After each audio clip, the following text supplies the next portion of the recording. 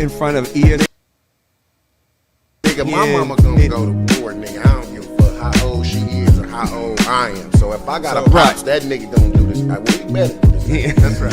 Yeah. But now we're opening the door for all of these parents to start coming out and protecting their kids. If you think that's bad, wait till you see Shakur. Right, it's about to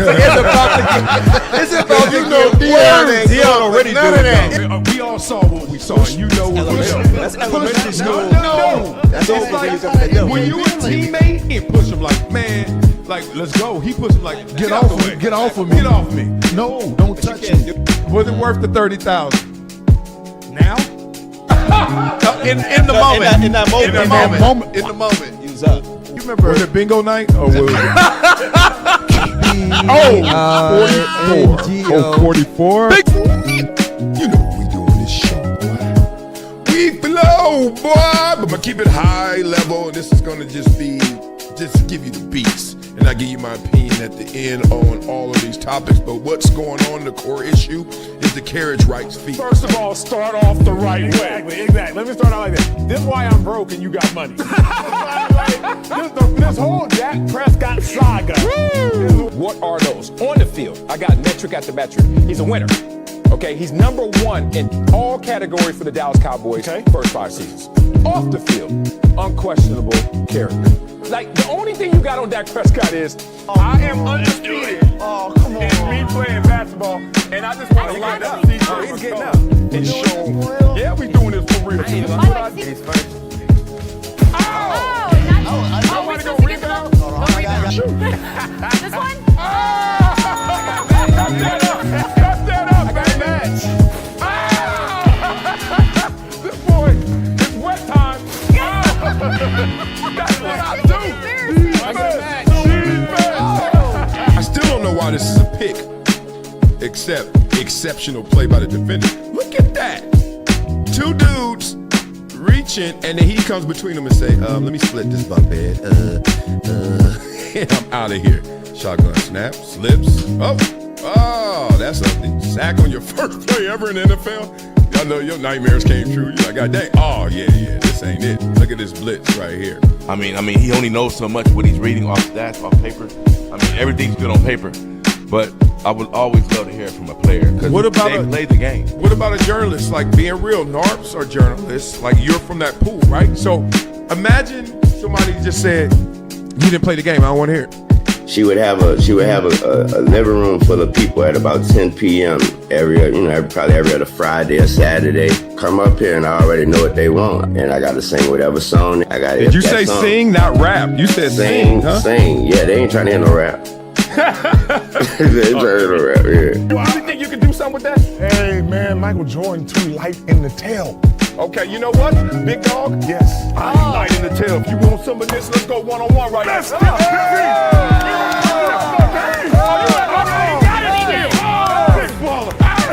Everyone's playing the hits, but I'm a DJ. And one thing I know from my DJing experience is that you don't just play the hits. You play things that people haven't found out about yet. Discovery. Not up to me. I don't have this ego where I'm a buck, talk trash, and be like, yo, I don't like this. I don't like this. I'm gonna be like this. All right, I got enough talent. I got enough belief in me. I know what I want to do. Yep, let me go do it.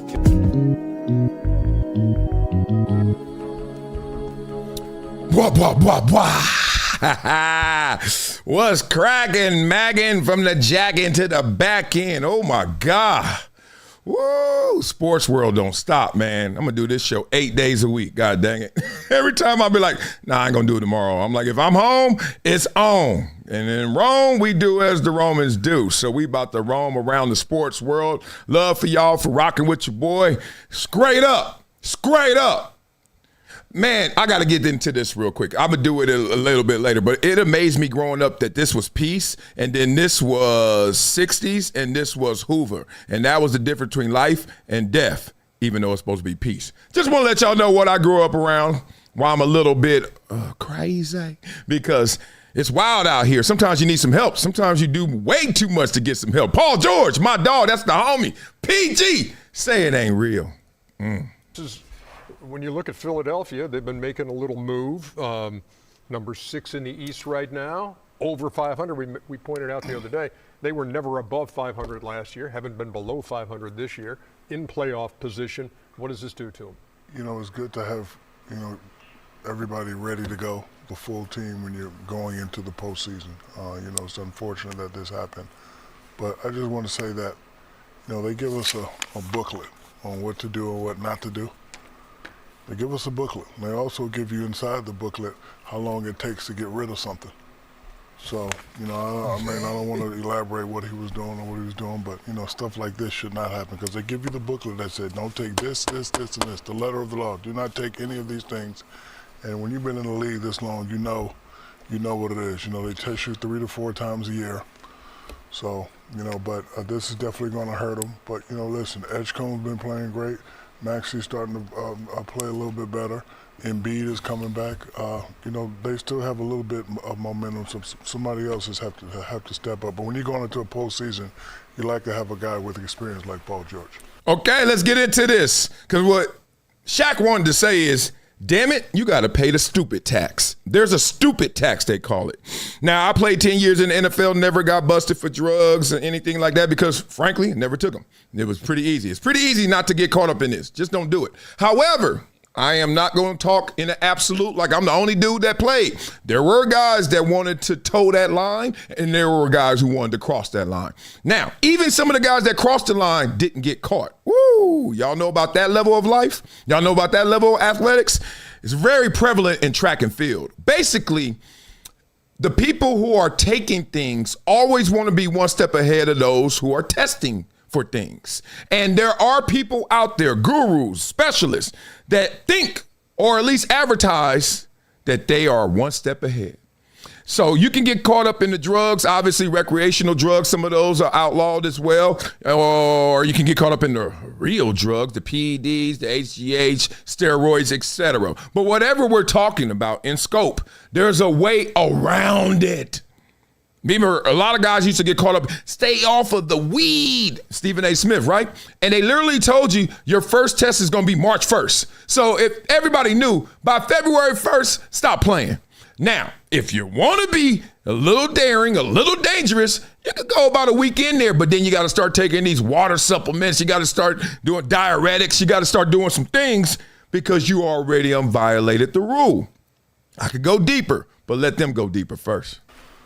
Well, if this is the accuracy of what happened, isn't this an oxymoron, like a contradictory of terms? Like you have mental health and you're taking medicine for it that you can't? That would be, to me, that's why I don't understand it. I'm not sure what drug or medicine that he was taking, but that is a contradictory of terms. So I'm sure that Adam Silver wouldn't do that. Yeah. Okay, I just want to let you know, Kenny literally Googled before the show what is oxymoron, and it said contradictory of terms, and then he didn't apply it to the proper tense at this moment. But, hey, he at least did his homework. That doesn't add up to me because, again, it's a contradiction. If you have mental health, yes, there is nothing that you should take that help you that you can't take. That's on so that list. There wouldn't be a list for that. Shaq. There wouldn't be a list for that. No, that's to what me. I'm saying. It's not on that list. It couldn't be. Yeah, but even if it's on the list, they would let you take that. They would let you take that for mental health. For mental health. And listen, Kenny, I'm 100% agree with you. It's something fishy going on here. Now, I don't joke around about mental health, but if you're taking some for mental health, that's got to be an outlier to the NBA. Not a performance enhancing. Yes. Come on, man. That doesn't make sense. That doesn't make, listen, like I say, as my girl Judge Judy said, if it doesn't make sense to me, it don't make sense because I like Paul George. But if the NBA and, DeMar DeRozan, who we love, and Kevin Love, they've been the two most outspoken advocates for mental health. But if you're taking some for mental health, even if it's on a list, you should get a hall pass. So this does not sound. Is that the rule, though? I mean, no. No, I don't know the rule, but this doesn't make sense. Like, there's never a good reason taking performance-enhancing drugs, Shaq. But if you're taking a drug for your mental health, you should get a hall pass. And I would put it like this: if you were having a heart attack, and they gave you medicine to stop your heart attack, and then you played 2 weeks, and that wouldn't stop you from playing. Like, to me, the league wouldn't do that. So there has to be something else that they have to address, or that is coming out, because it just doesn't make sense. But we don't need any players suffering from mental health. If they got a pill out there that can help you with that, you should get a hall pass. But this sounds fishy. And again, 25 games. Blah, blah, blah. Hey, Barkley done lost so much weight, it's that time. You know that time. All the fellas have been there where it's like, I'm going to hold on to this suit. One more week, one more day. Steve Harvey somewhere like, let me get that off you, big dog. Barkley looking great, man, but now the suit is looking big, looking baggy, making you look like you used to look when you don't look that way anymore. Time to go get that thing fitted. Respect to what they're talking about. And I know right now what everybody is thinking. It didn't sound like we got a lot of answers from the crew, right? And some people will make the lazy assumption and saying, oh, because they're just out of their depth, right? This is deep waters. They don't even know what they're talking about. Actually, this is a shallow conversation, and they overthought it. They were overthinking it. Here we go. There's a protocol for whatever you're about to ingest, digest. It's not that difficult. This is why I never got caught, because I ain't stupid, and I ain't have to pay a stupid tax. Now, that doesn't mean I ain't stupid in other ways, but not in this way. Absolutely not. The protocol that umbrellas everything is if you're going to take something in your body, you need to get it medically cleared. Now, that's them saying that explicitly to protect themselves, the NBA, NFL. But they know what they're really saying. They're implying something out of the ordinary, right? We're not talking about, oh, you went and had some ground beef and you went to Ralph's and you got ground beef from Ralph's. Nah. But see, Canelo Alvarez, when he's talking about, I ate the ground beef and chicken, we ain't talking about that type, Canelo. That's why you got busted. Stop making up stuff, see? Because everyone who gets busted always lies. If they were really doing it, they always lie. Nobody ever said, yeah, I did it. So now you got to look at them all with suspicion. So, Paul George, let's just walk through this. You actually are dealing with mental health. We can see that from the outside. Now, I know Paul George a little bit, know his family, respect and salute. However, you can see from the outside, you ain't even got to know PG to be like, man, it's been rough. Like all money ain't good money, right? Whether it's let's just start from the beginning. Like Paul George coming into the league, becoming Paul George and then tearing his leg off his body, then rebuilding that and becoming Paul George even better 2.0, and then all of the conversation about his family life and his wife and all that stuff, and then you turn around and you're playing for the Clippers, and that's anxiety in itself, playing for the damn Clip City. Then you go from that to you still the man, but you can't celebrate yourself like the man, because everywhere you go, you become a laughingstock. PG becomes playoff P, and then all of a sudden, people making jokes and you nothing but a walking meme. For me, you ain't said nothing wrong yet. But for Paul George and for other people, I get it. A lot of people want to celebrate how great they are by hearing how great they are. It doesn't always work that way. Some people get pumped up no matter who they are. Like Udonis Haslem hears nothing but great stuff about him. But Udonis Haslem is not Paul George in basketball. But that's the point. Paul George got way more money, way better and all that, but go outside and say his name. Jesus, right? So it's like that. So then you Paul George, you go to Philly and then they get sorry. They supposed to be great because they got chewed. They sorry. Oh, it's a lot on his brain. I understand you can't turn this thing off. You can't. But here's the protocol. All you have to do is like, man, somebody told me to take, I don't know what the hell you take for mental health. Falamine, right? I got to take the falamine. Okay, before I take the first pill, whoever told me I need to take it, we talking. Whoever gave it to me, we talking. And guess what? I'm taking this to the NBA. Can I take this? You wait for them to respond, and I'm sure they're going to do it in an urgent manner because it's for mental health. And then you got your yes and your no. And you also know you won't get busted. No stupid tax. However, a lot of people do this. There's two ways you do it. You either do it this way. Man, I can't calm down. Like anxiety, all this pressure. Honey, take this. Someone told me to take this. Okay. Now, to me, blanket statement, I think 1% of the people do it that way. Here's the other 99%. Somebody's like, yo, you got some issues? What's wrong, man? Oh, man, this right here, this can help you. Oh, yeah, what else does it do? Or what's the side effects? You know, I know it could clear this up, but what else is it doing? Oh, it speed up that metabolism. Oh, it get you feeling good, you know, antibiotics. And what's the bad thing? Oh, accelerated heart rate, but that ain't nothing. You're a young, healthy guy, but for older people, they got to watch out for that. You know what I'm saying? So you mean it has additional benefits? And that's all the NBA wants. That's all the NFL cares about is the additional benefits, the additional things that occur outside of the intended treatment. And we all know, let's not be stupid, again, stupid tax, that counts. I can't be talking about, oh man, I'm taking my hip. Okay, I'm gonna take this hip medicine. Hey, it's over the counter. Okay, cool. I'm taking this over the counter hip medicine. My hip feels better. You know what else feels better? My bench press. Bench press is 700. So I love you. I love you, PG. But we got to, like Chuck said, that didn't pass the smell test right there. Tell me if it did. Tell me if it don't. Beat it up in the comments. Let me know what you guys are thinking. We got a lot of people in the building. Love to you guys. Sal Perez is in the building. I love it. Brooklyn. Miss Hogan is in the building. I love it. Sir Alexander's in the building. I love it. Everybody hit the like button right now. Like. Everybody hit the subscribe button. We got to do that. We got to do that more, right? Because we over here breaking it down to the very last compound, and we need to understand that this needs to travel in sound. You know what I'm saying? So everybody be down. You know what I'm saying? Get down in the underground with the boogie down. What's up with Sam Darnold right now? This guy got a week from today will be playing in the Super Bowl. Before Lamar Jackson, before Josh Allen, etc. How are you feeling about the journey to this moment so far? Everybody wants to talk about your journey. And, you know, right after the game, you're asked about your journey, and you're like, you know, my journey continues. I don't know how many people sit there and go, I just won something. Now I got to look back on what happened prior to this. And I thought your answers were mature. But I don't know how you take those questions of, let's talk about the Jets, or let's talk about Carolina. Let's talk about all of these, you know, rough moments there when you're trying to focus on the game at hand, the job at hand.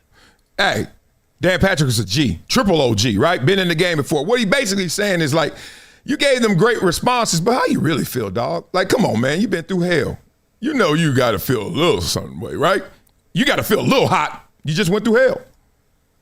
Yeah, for sure. It's, I think just being able to handle it at this point in my career too, I feel like, even mentally, like I feel like I handle it a little bit differently internally than I used to, because I realize like it is a part of the journey and it is a part of who I am. And well, what was it like before internally?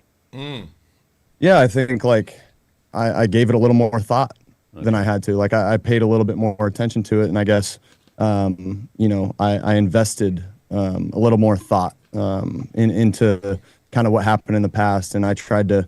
I threw this pick against this coverage, back in 2019. Like, I'm not going to do that again. It's like, no, sometimes mistakes happen and, you learn from it. And, it's, you don't want to make the same mistakes again, but sometimes throughout your career, especially if it's a long career, like those things are going to happen. But just being able to move on and to learn from those experiences, but move on. And the days in New York, the days in Carolina, like those are part of my journey and they're part of my experience. And I loved every single part of it. Like, yeah, there were some lows that sucked. I'm not going to lie to you.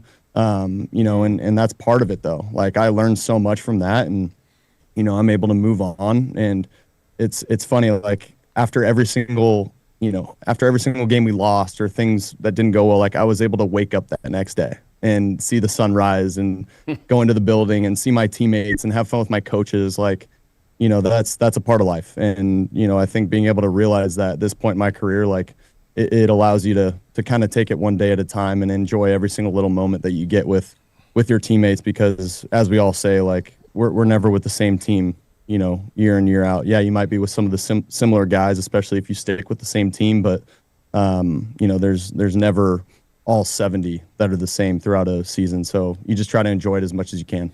Blah, blah, blah. Hold on, we got to look at this. You can tell he in Seattle, all that damn technology up there, Microsoft, what the hell? Look at that futuristic sound room. I need to get my game up. Oh, this echo in here. Love, baby, love what Sam Darnold talking about right now. Let's talk through it. All right, so what Sam Darnold just broke down is something that I said to my boy a long time ago, because I got one of my boys, one of my best friends. He's actually my ace, Jabari. He likes to think about thoughts. You ever met somebody like that who likes to think about thoughts? I said, stop thinking about thoughts. They just sit there and they're, paralysis by analysis, always in their dome, always in their dome. Yeah, they doing things, but they could be doing a lot more if they weren't always in their dome. Go on the road. Stop playing home games in the dome. Go on the road. Right? Make some mistakes. But I think a lot of times people get scared of making mistakes. They get scared of that judgment that comes from mistakes, all of those things. But I think that comes from something that's a myth. It's a myth that people just continue to propagandize. They keep spilling it. They keep speaking it. They keep thinking it. And it's this one. You learn from losses. And then they stop talking. I'll be like, finish. You learn from losses. And you also should learn from wins. People never say that part. Just like they always say money is the root of all evil instead of what you're supposed to say, which is the love of money is the root of all evil. I digress. So I hate when people always say you learn from losses. I'm like, dog, so you mean I ain't gonna learn nothing if we don't lose? Like if we win, I ain't learn something? What? Hell yeah, I learned from something. And that's how you're supposed to build yourself up, off your successes as well. Oh, that worked. Ooh, well, that worked, and I wasn't even perfect at doing that, and it still worked. Watch when I perfect that. Watch when I tighten that boat a little more. Ooh, wait, they in trouble. So if you look at Sam Darnold in this position, he was thinking about his thoughts, taking a lot of L's and supposed to learn from it. But the problem with learning from L's and you keep taking L's is you start to wake up. You can't lie to yourself. You're like, dog, am I learning anything? Because this show ain't execute. It shows not going to the next level and taking us somewhere. We're still in the same position. I'm learning. What am I learning? I can't apply it. So people be careful with that one. But I also love what he's been through. I've been through this before too. I've been through this when people are talking trash about you, people not feeling you, they not liking your game, whatever it may be. I've been there. You guys know. And when you go there, no one raises their hand to go through that. I remember the first time it happened to me in the NFL. It happened to me before in high school when I had the bad knees. I went from an all-world running back to like an offensive defensive lineman for a day or two. People were like, yo, what happened to you? I went through that. I went through it in college. I'm at a small school. Everybody said, well, there's the end of your career. I thought you were good. Why you go to that sorry-ass school? I went through that.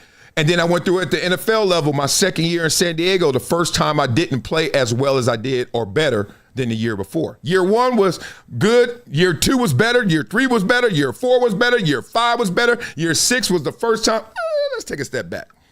And I remember, I wouldn't call it depression because me personally, this show, I don't believe in depression. I ain't gonna connect enough bad thoughts and bad moments to where I'm done. I'm fighting through that. Call it what you want. I understand that there's some people who are clinically depressed. I am not the one. I am not raising my hand to even take on that energy. So I would say that I had a few bad days and a few bad thoughts that were trying to connect. And I was like, whoa. Every play is a new play. Every game's a new game. Like he just said, every team is a different team year by year. So what are you trying to do? Trying to make it seem like since it's already happened and this happened, this is going to happen. So many weak-minded people do that. And I was like, I'm not going to be the one. So guess what? The good thing is no one wants to go through that, but the good thing is when you come through that, guess what you learn? One, who's with you and who's against you. First thing you learn, because you can see how people trip, how they change up. They don't talk to you the same. They don't act the same. They don't even look at you the same. You're like, just because I ain't getting sacks, that's how it go? Oh, you were on my sack and then my nut sack, and now you ain't. Now you ain't. Now you ain't laughing at my jokes. I tell you one thing, if you popular on the team, you can say something that's not even funny. It's not even a good joke. People dying laughing. And the flip is true too. Right? You could be the man on the team and say a dud. And they like, oh shit. Did you hear what Lamar Jackson said? Did you hear what Lamar said? Did you hear what Lamar said? Negro, please. If you don't get on my face. So you learn that quick. He learned that the hard way. And guess what? Now that's why he's stronger. He had to put all that weight on, and he couldn't let it collapse. He couldn't let it take him out. So he finally just said, all right, something, spot me. God said, I got you, big dog. We racked that. Let's get up out of here. No more New York. No more Carolina. Let's go to Seattle. No, Minnesota. Ain't nothing but a gangster party. So you find out who with you, who against you, and what helps you do that, if you can, this is one of the easiest antidotes. Have some kids. If your kids are with you, your kids don't give a damn about no sacks. Your kids don't give a damn about no completions. They like, Daddy, Mr. Beast is on. You gonna watch it with me? You're like, and then all you hear is Beast. Man, I used to be a beast on the field. They're like, shut up, Daddy. Lick your wounds and come in here and watch this damn show. This is amazing. He giving away $1 billion today, Daddy. That helps you. And then the realization that no matter what you go through, you have to go to the next one. You got to move on to the next play, like in sports, like in football. You got to move on to the next play. It happens in sports every time. I told you we lost our championship game in my team lost the championship game. The guy literally, one play, he literally caught a bomb and scored a touchdown. Same kid, next play, they have the ball. They throw a short slant, and he tries to jump it to get a pick six, misses it, and that kid scores. And all I told him, I was like, welcome to sports. He was mad. He was hurt. I was like, welcome to sports. Now it's your turn to do another good play. That's how the game goes. So I know I learned that hard lesson when my mother passed away. I told you guys, I was at the chiropractor. My man, Dr. Murray, one of my great friends and chiropractor, helped me through many of things. I'm at his practice, get the phone call. Get down here, brother. Mama's dead. I said,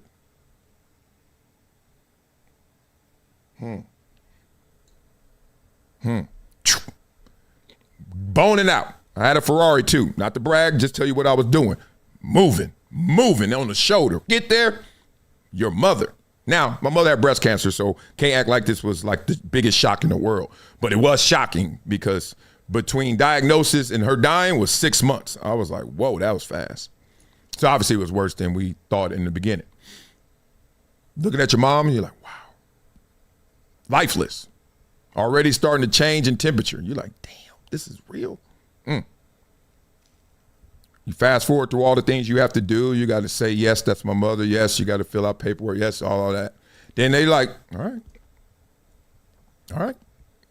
I mean, they're not saying it, but they're looking at you like, you can deal with it the way you want to deal with it, but we moving on to the next patient. Wow. You go home, you think the world's about to end because your world just ended. So you're looking up, dark. All right. Sun ain't coming up tomorrow. Nah, TV time out. This is a wrap.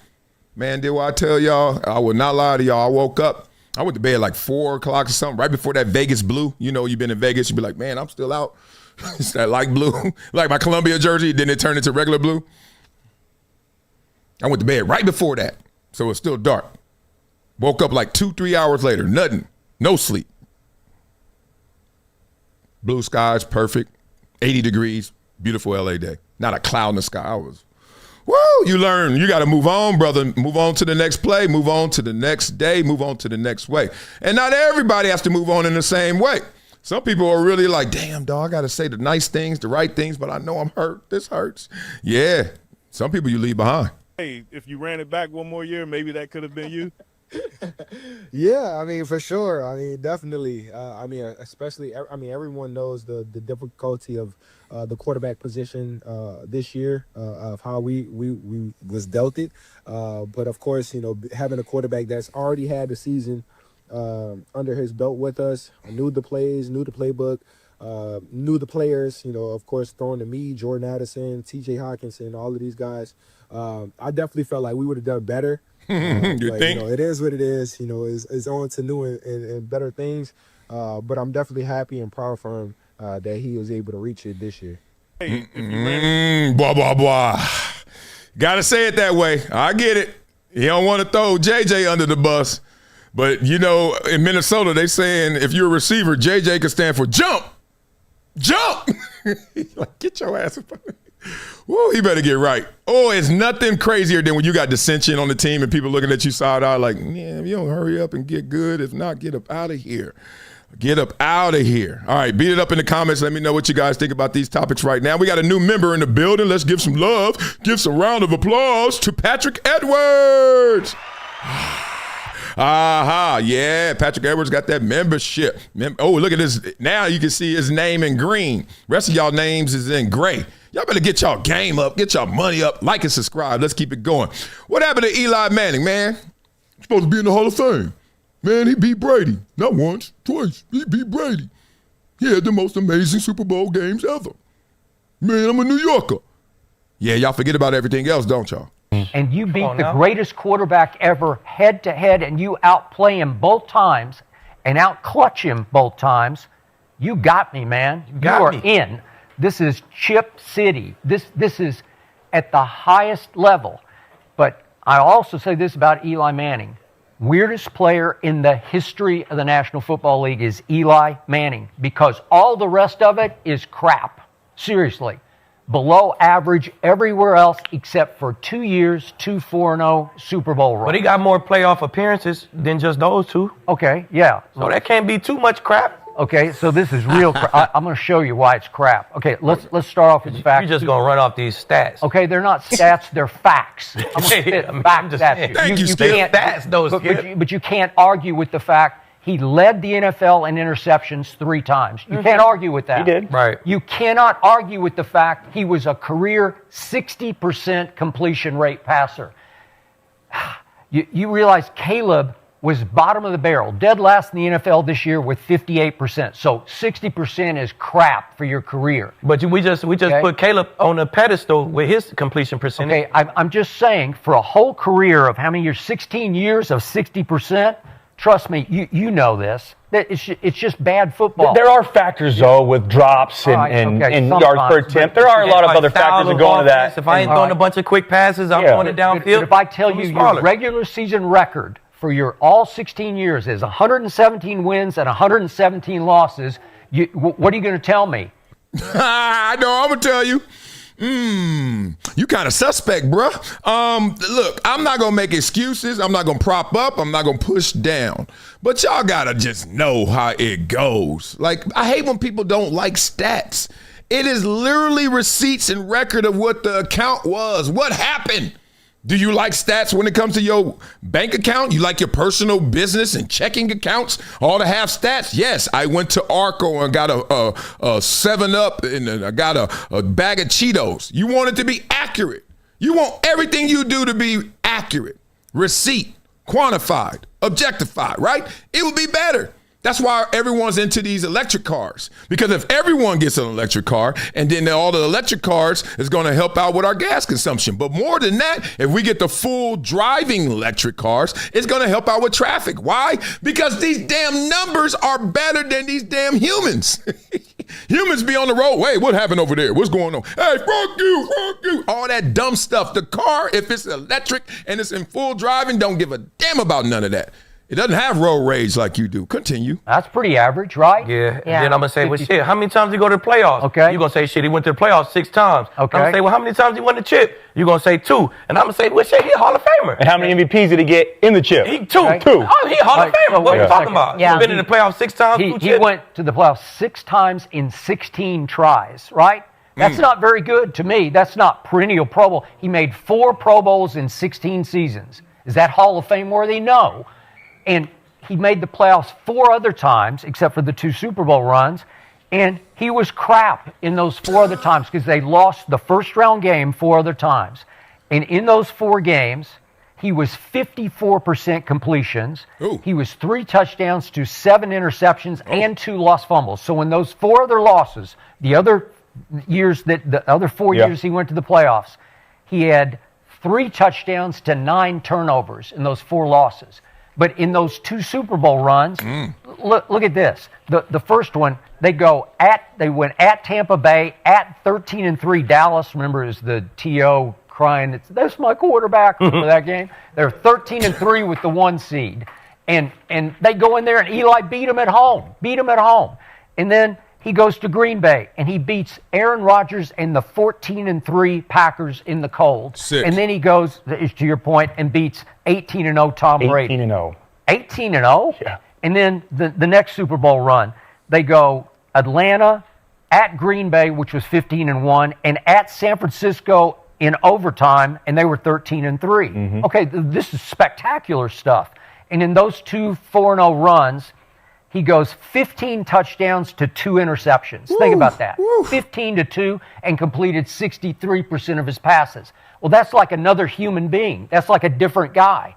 from all the other things I just told you, he turned into somebody else twice. And for that reason, he's in my Hall of Fame on the first ballot. Because you can't you can't find it. It's beyond Drew Brees. It is. It's beyond what Drew Brees did. Drew Brees didn't have playoff runs like this. Nope. Blah, blah, blah.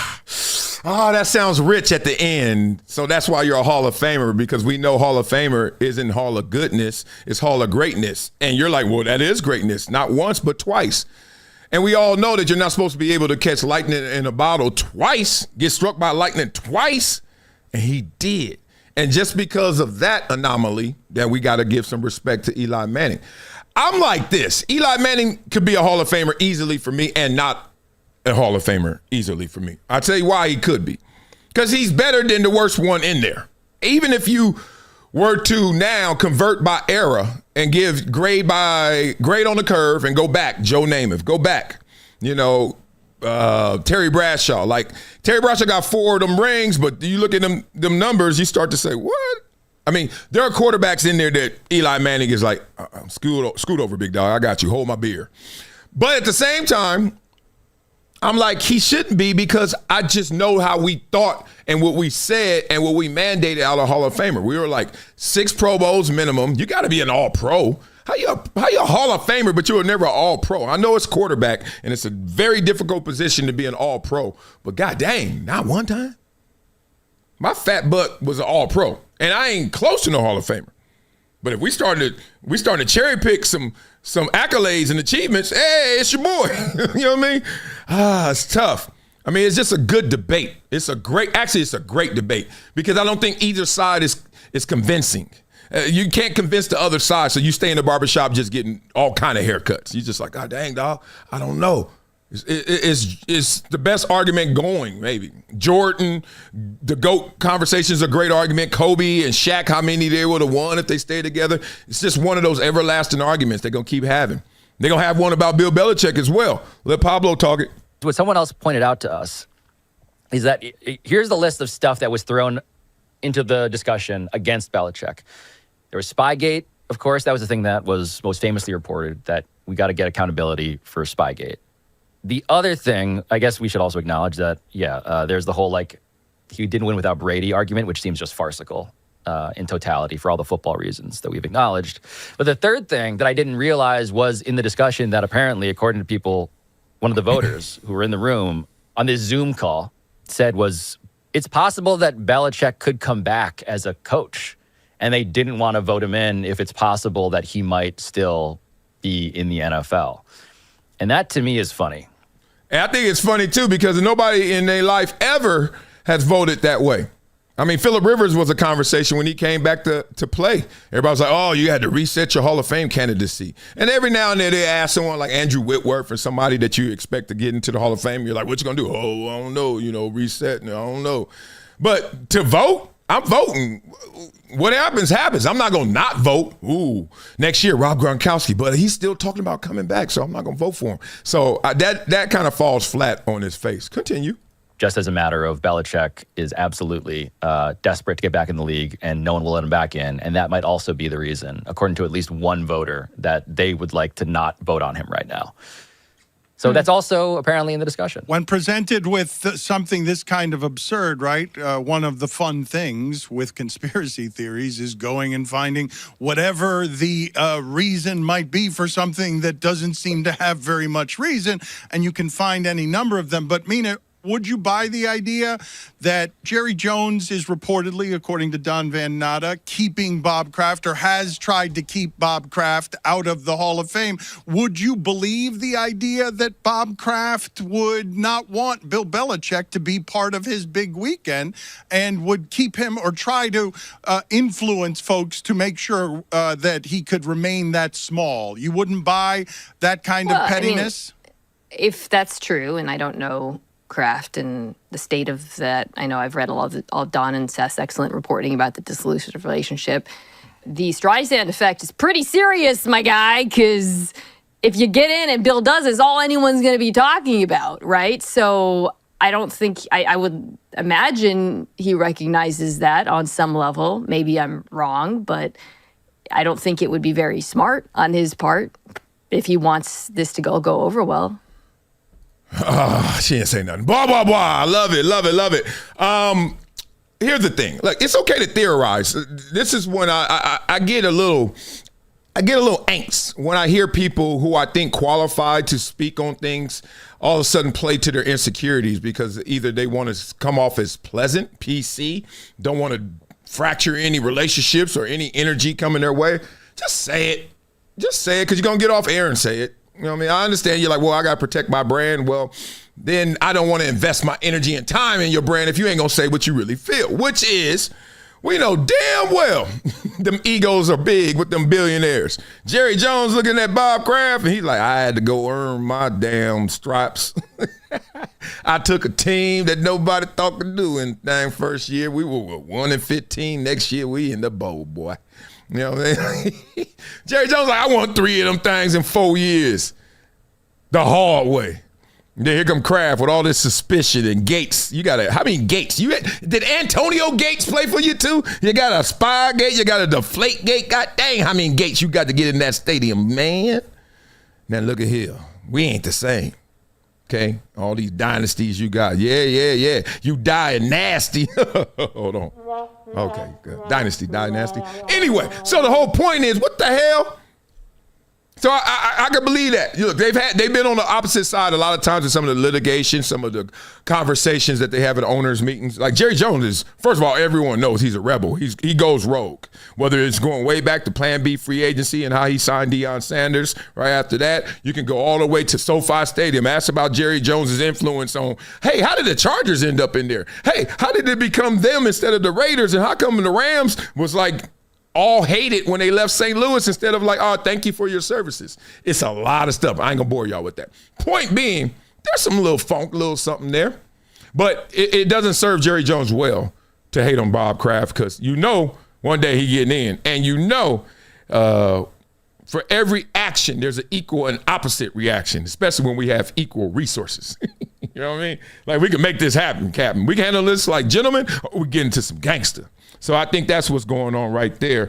But the real of it is the Kraft Belichick conversation. I think that's the fascinating part.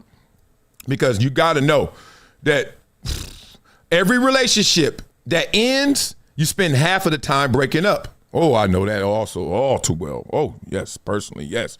You're together for 4 years, them last 2 years, turbulence, land, finally, let's get out of this.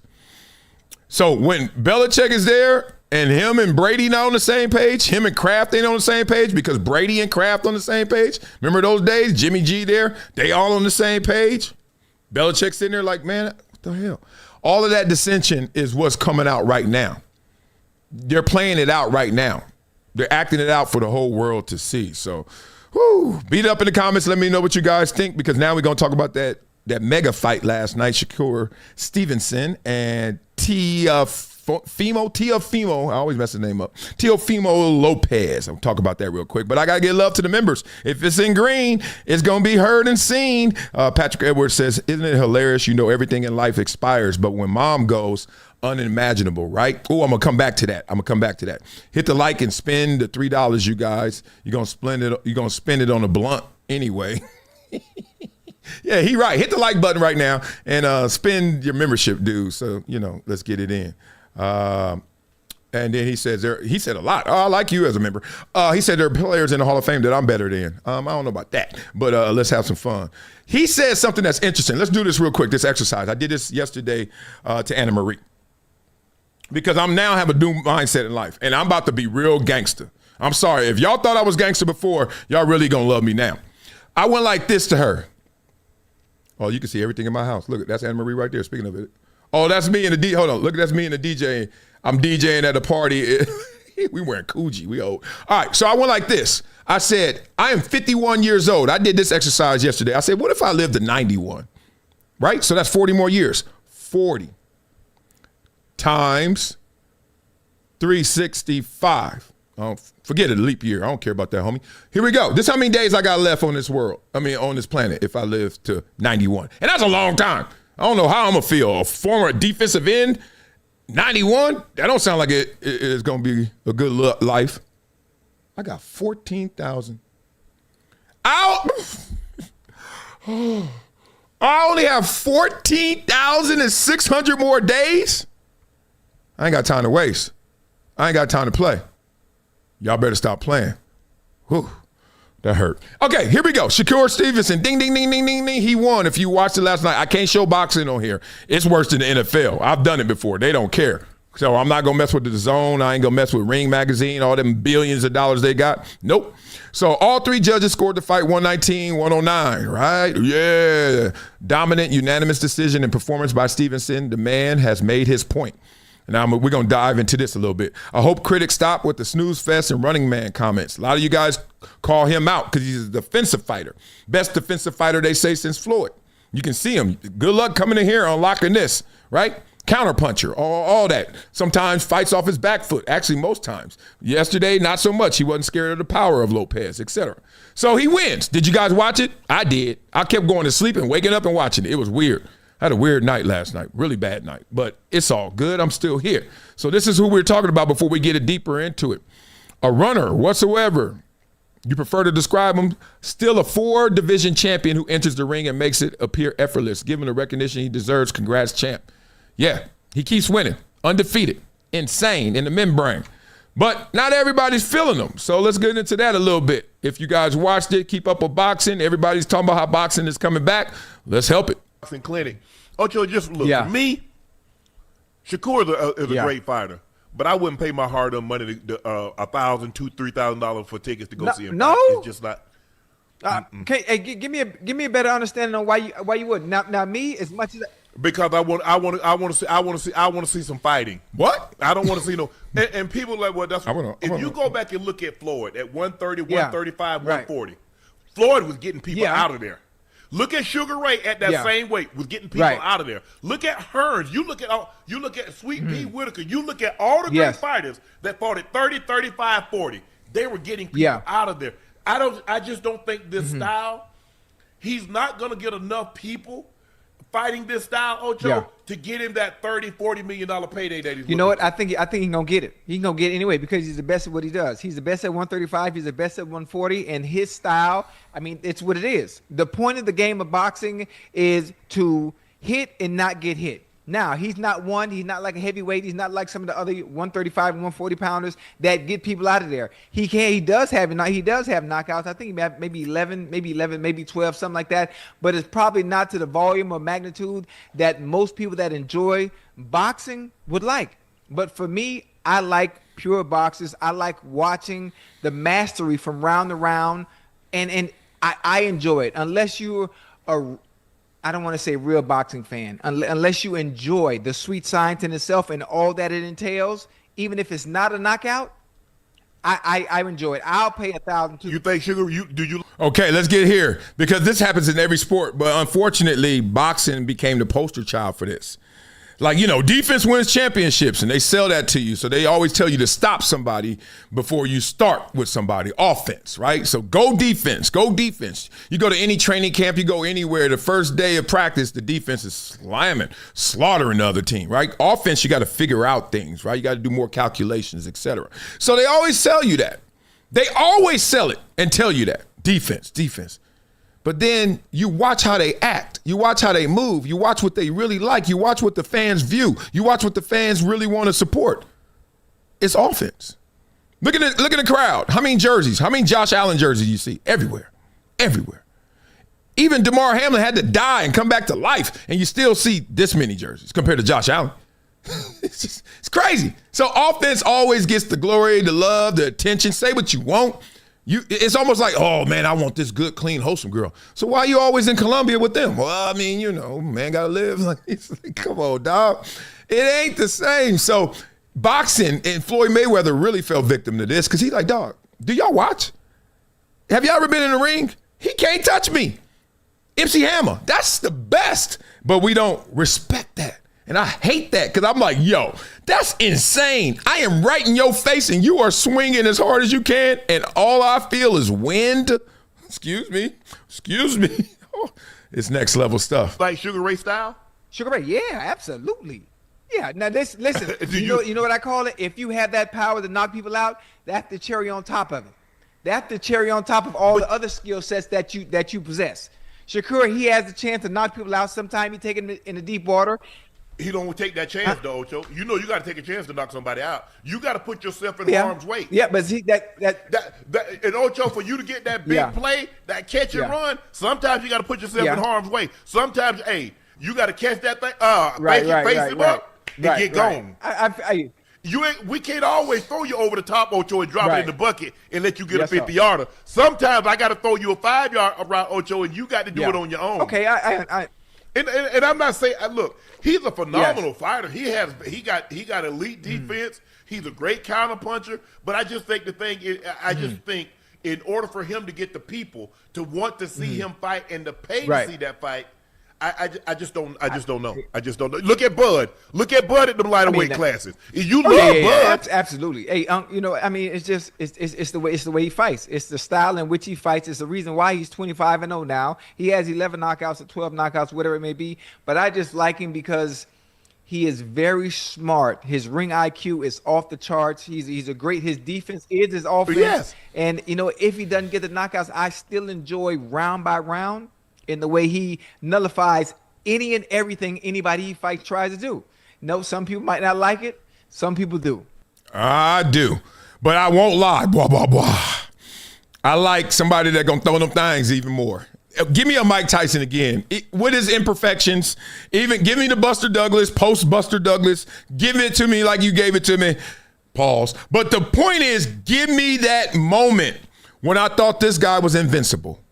Give me that moment when that guy walked in there with that towel all cut up and no socks, and he just was like, I've never seen lateral movement and quickness like that before, and the punching power, you can hear it through every slap. Bop! Oh! Was it perfect? For a minute? For an hour. Not for the whole day, not for the whole run. But golly, it's something about an offensive fighter. But I'm at an age right now where I'm like, I'm glad there are Floyd Mayweathers out there, Shakur Stevenson. Stay alive, survive. God, dog. It's crazy because everybody is there to see that. We want to see. Look, I know me. I'm going to a fight because that's something I'm not going to do. I'm living vicariously through that. Same reason I listen to NWA. Oh, I'm not about to go with a right, left, you're toothless. I'm not going up to somebody in the street doing that. But damn, I'm ruthless. Like, I want to see it. I don't want to be it. But we are attracted to so many different things. And crazy enough, we love an offensive fighter more than a defensive fighter, even though he's put himself at risk. Hey, he's sensational. He could get his ass knocked out too. You can see that happen real quick. But what we like is what we like. And I'm telling you, you know what stole the show? It wasn't even Lopez and Stevenson. It wasn't those great undercards. And Davis, he looked insane. Keyshawn Davis, what? Whew.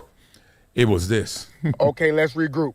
The unit big fella brought to the fight was strong until his whole unit started getting their ass. Don't even know that his unit don't even want to be at the fight. Big fella can't even stay in an apartment unit with a head like that. Oh, they call you Patch. You want some shit, Patch. They came in as a unit and left as individuals. Big fella the head of whatever unit he in. Bro, unit falling off the bone. They got to call the K9 unit because somebody dogged him out and need to be locked up. Let's regroup. This nigga trying to sleep him and the unit he came with. Somebody put a beaver tail on him with confidence. He looking at him like, I know damn well you ain't think that unit was gonna stick with you. He done let the top down mid-fight. He's scared to death because this whole unit is down. Okay. We gotta bring levity to this show. Trust me, we never get mad at it fully. Blah, blah, blah. I couldn't believe that really happened. I literally couldn't believe that really happened. But it did. That's it. Right there. Look, they laughing right there. Look at that. Look at that. Dog, look. He threw it in the crowd, supposedly, and everybody's like, ah! That's the problem. You got to understand, dog. You got to understand. I don't care what you put on there in glue or ointment. When that sweat start coming, when that epidermis starts getting moist, oh, it's a wrap. I'm different. I can't play that song. Turn that down. But I'm about to watch this. This is hilarious. Let's go. Look at him. Oh, come on, man. I got to stop playing. Oh, he got the belly. He got the belly like I got. Hey, he more famous right now for doing that than going out there and if he would have won and did all that, right? But in all seriousness, let's put some respect on not only Shakur Stevenson, but the greatness and where he's put himself. Look at that. Who walked him in the ring and was trolling after the fight. Crazy. Bud, him, Floyd. Come on, man. Andre Ward. Look at that. Who would win if they all were the same weight? All things equal. That's tough. That's tough. I go Floyd. I just say Floyd my favorite. I don't know, Bud. Andre Ward was insane. Where Roy Jones at? But he got blemishes, but still. Respect to the game, to the sweet science. Let's keep it going, y'all. Beat it up in the comments before we get into the NBA. Because a lot of people are talking about the NBA and making some questions. We talked about Paul George a little earlier. We're going to go back to Philly because they got some apologies that are being made about that right now. So let's get into it. I see you out there, Mars Madness, Sal Perez, the Smitty. Sal Perez loved that. Yeah, that was pretty funny. Let's get into it. Kendrick, you got to apologize? Philadelphia, listen. I'd like to issue an apology. Ooh, yay. Oh, I'm down for that. Yeah, seriously, to Daryl Morey, Joel Embiid, because I didn't expect this. Like, if you'd asked me this 2 months ago, I thought Joel Embiid was on the verge of, retirement, seriously. Mm-hmm. And now, all of a sudden, he's come back to looking like an all-NBA caliber player. And we know that he's going to get buckets far as what he do on the perimeter because he's one of the most skilled bigs to ever play the damn game of basketball. But it's the lift. He's dunking the ball now. We saw him catch an alley. Like, he's playing above the rim, and he's playing with force. I like to... Just want to remind you guys, on this show, we always going to have a constant theme of greatness, flowers, even if it sounds like, we doing propaganda, even though we propping them up. Hey, if somebody doing something most improved, greatness, we're going to show them love because who in the hell are you to say that they ain't? Watch this theme. Watch these videos I'm about to put together for you guys. Make sure you hit the like button, subscribe button, because sometimes y'all questioning the wrong things. Y'all letting these analysts and these people on TV say, what the hell are they doing? They know what they doing. Listen. Coach, you get a lot of national criticism for playing flag at point guard. Over the last 2 games, he's been on the ball. Criticism, that's your opinion. You guys write that bullshit. That's not, I've done this. I've played this game. I played it at a very high level. I know what the fuck I'm doing. But I don't give a fuck what you guys write. Because you guys have never played the game. And so I build players. So I know what the fuck I'm doing. So to take criticism, it only makes me better. Because if I wasn't doing it right, you guys wouldn't be poking holes in what I've done. But even after,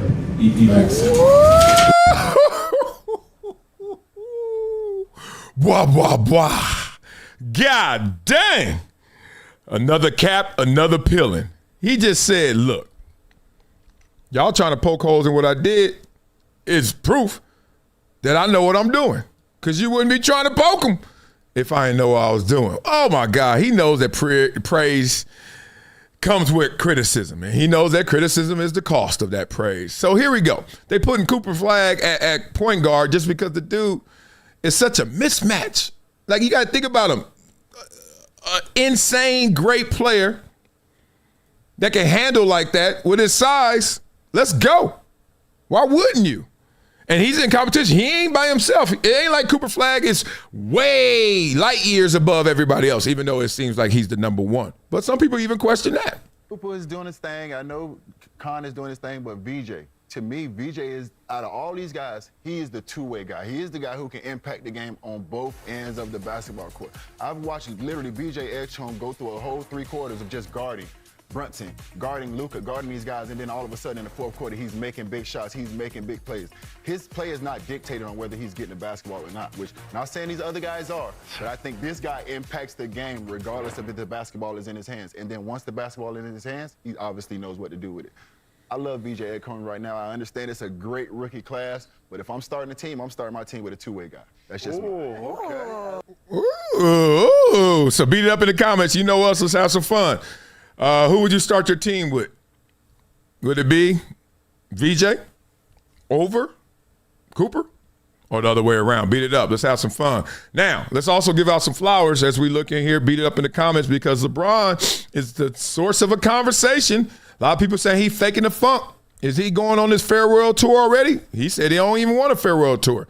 Well, with the Lakers, this might be it. This might be farewell. Let's hear it. The year, but I ain't never seen him be emotional like that. You're very familiar with LeBron? Well, you never seen him get praised like that in this generation of negativity, right? We're talking about a guy who has been talked about in a negative way basically since he's came into the league, right? So he's really having in real time got his flowers when he left, right? When he left. Burnt jerseys. They burned his jersey. He came back. They won championships, yeah.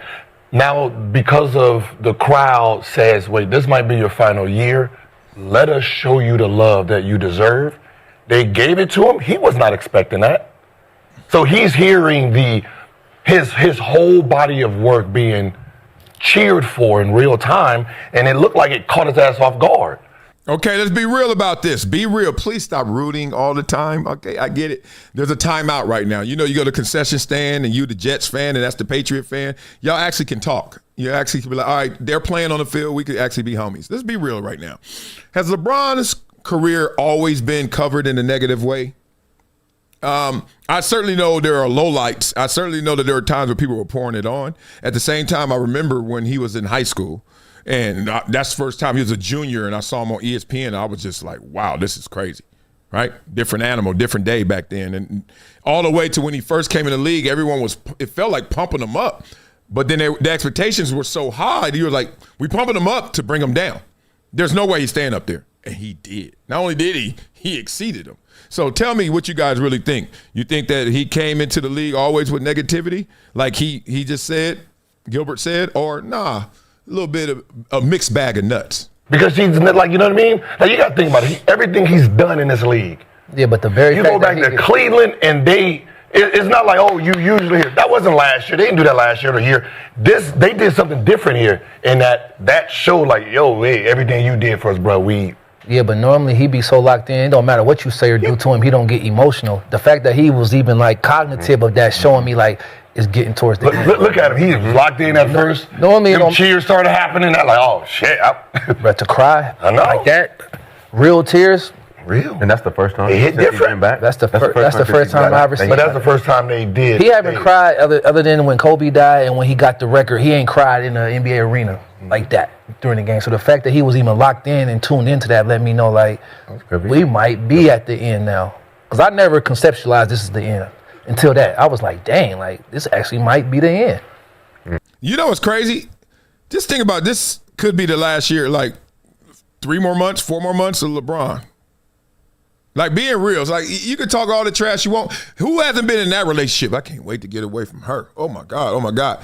But even when you do get away from her, there are going to be moments, if not a lot of them, where you're like, damn, miss her. Oh well, miss her. Oh well, miss her. Damn, maybe I was wrong. You know what I mean? Like, you just got regret. Like, let's cherish it, y'all. This could be it. You imagine? He certainly can make money, as much money, if not more money, not doing basketball anymore. He's put himself in such a prime position. Basketball is taking away and robbing him of other things he could be doing, especially of his body. He's 41, still doing crazy stuff. So,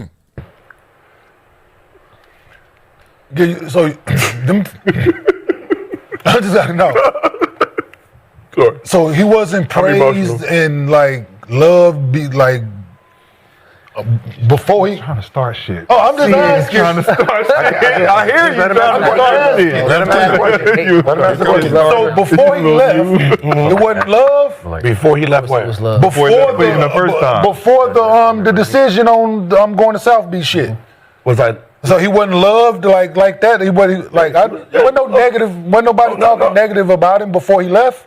In Cleveland? He was beloved by the masses. What I'm saying, he was the witness. We are witnessing. He was loved. He came back. He was loved. Now this is. No, I'm talking about before he left. Like, yeah, he was loved. And then that's when the bird jersey. Then that's when all the negative and the hate started. Then he came. Then he came back. I'm on Terminator mode. I'm saying, but you stated that beforehand he came into the league, everybody was talking shit. He ain't the outside world. Like you said, so now he's. This is why We shouldn't argue in life. Nobody should argue because this happens. I'm guilty of what Gilbert just did too. Like I know what I said, and then maybe I don't remember, but I know what I meant to say. And then now you're arguing what you heard, but he ain't talking about what you heard. He talking about what I meant to say. It's crazy. He's at the end of his road. Right? Yes. He's at the end of his road.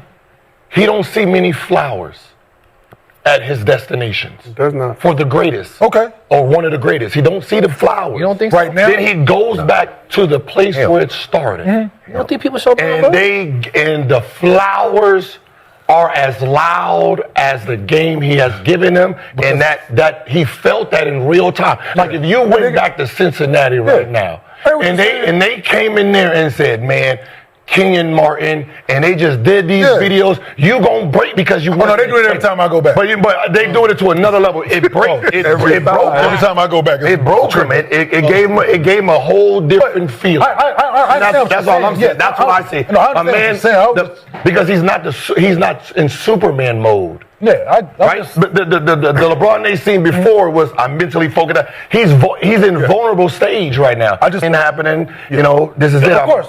I just thought the switch happened from being beloved. I just thought the switch happened from being beloved. Everybody had something. Everybody's praising. He made the decision to leave to go to Miami, and then that's when all the hate and for every person that loved him, somebody had a negative comment. Then. But that's all I was. All you wanted to say was that, huh? Blah, blah, blah. Let's say this. I'm going to start off with this comment right here because I think it's a great tee-up. And this is from Brian Schick, who says, no one in the history of sports as a whole got more flowers as a recent high school grad than LeBron James. Let's be real. And that's where I'm at. I think LeBron's gotten a lot of flowers. But, you pick all them flowers, you're going to have a lot of dirt, too. People were just hating. I do know this. This reminds me of when you see somebody you were with before and y'all just were at it when y'all were together. No appreciation. Ego was involved, whatever it may be. Forget rights and wrongs. You guys just were at it. You ever see that person years later? You be like, damn, what's up? And y'all ain't got no heat between y'all, no friction, no beef. It could be somebody you competed against, whatever it may be. You just like, man, love, big dog. Love, lady. Good seeing you. It's wild like that. But when you're in that emotional rage, you're in that emotional back and forth, that battlefield, ain't nobody trying to respect that. So it's tough. And that's why I think LeBron James found himself. That's why he was like so emotional, because he knows how he feels, even though he doesn't feel all the love, but there's a lot more love you should be feeling. Who ain't been there before? I can't do better for you. You just don't acknowledge and appreciate all the good. Pessimists will take 10 good things and wait for the one bad to harp on it. Sometimes it's just like that. I know I've been with somebody like that. Trust me. Well, let's get into this because Dylan Brooks balled himself into a place where now we got to listen to Dylan Brooks. Like real spit. Before he was an agitator. Before he was just like, all right, dog, whatever. What are you trying to do? Lance Stevenson your way to our minds, into our social media feeds? Well, now he done balled his way into it. And listen to these clips. It's crazy. Who do you think is the hardest person you have trouble guarding? Luka. Luka? Yeah. I feel like he be playing in slow motion sometimes. I know, but he's deceivingly quick. Like, got a quick first step, and then once he got you on his back, like, or on his hip, it's like you kind of had his mercy, like the foul baiting, or like he has like countless of moves, like step throughs, like fadeaways, like. You just see him like he just torched up Washington last night. Triple-double in the first half. You watch like other teams' games? Yeah, all the time. Oh, because I did see you on stream and you were hate watching the Rockets. Yeah, I was. Nah, I saw that. Now I gotta have a word with you, bro. Yo, bro. I know. I want to do better than them. That's why. I want to do better than them. So like, if y'all play them in the playoffs, I don't know what to do. It'll be a fucking serious game. But who do you all think? Right, who is this streamer? Blah blah blah. Because I like to know what the next generation's into, because that dude obviously is popular. Just tell me who he is. I don't know exactly. They don't even give him no credit. Just this N3 on YT. I don't know what the hell that's saying. I'm old, but he ain't done. Dylan ain't done. I be getting on dudes that want to do the podcast during while they're playing. Like Paul George and Draymond They're all terrible. You don't want Draymond's podcast? You talk too much. For me. But I'm saying they're not good at Thank you, brother. Because they're so focused on the... Hold on. Hey, this dude is talking this way right into my heart. Not because he talked about Draymond, just because he's saying what he really feels. And you can just tell when someone's really being who they are authentically. And even though sometimes he goes a little overboard, because that's part of being authentic, you're like, you really believe that too? You really like tacos with ketchup, Marcellus? Yes, I do. Dylan Brooks, you really said, I'd probably say LeBron right now. I feel like he overrated right now. His time is coming to an end. When they asked him who's the most overrated player in the NBA? You really think that? That's interesting. So now we're like, I don't know if I can believe you. Now you can say he overrated because he can't do this anymore. This is insane. Jesus, what the fuck? Hey, y'all, just letting y'all know. What? Look at this. Look at this. He's saying, oh, you overrated because you ain't that guy no more. Really? But I am this guy still, so tell me, please, do you have some respect for me because I'm not that guy, but this guy still lives? I ain't getting no music things. Oh, look at this. This is him now because he got the toupee off. Look at this.